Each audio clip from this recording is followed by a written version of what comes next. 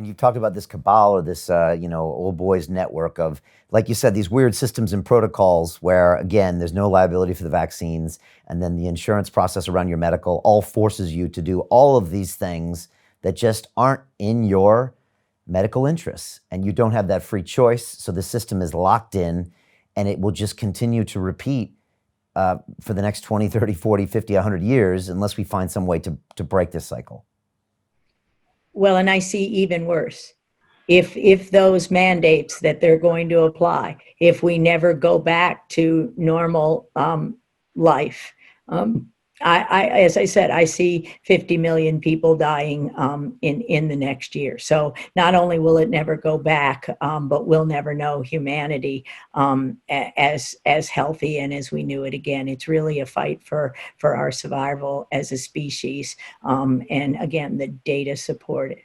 Why would Gates and Fauci be willing to live with 50 million American deaths?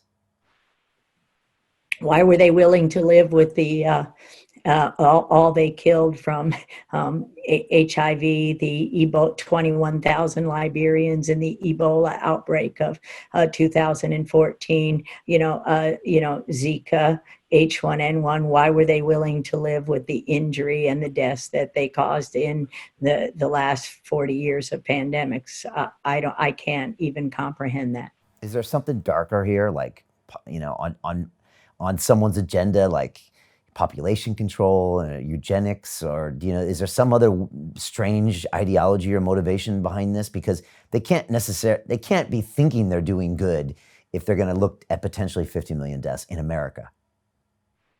Yeah, I don't know about other, I'm not much on conspiracies or, eugenics or any of this, but as I said in both books, this is just pure evil. These are just pure evil people, who've made a lot of mistakes in the past, and instead of doing the right thing and owning up to those mistakes, they're just going to bury them.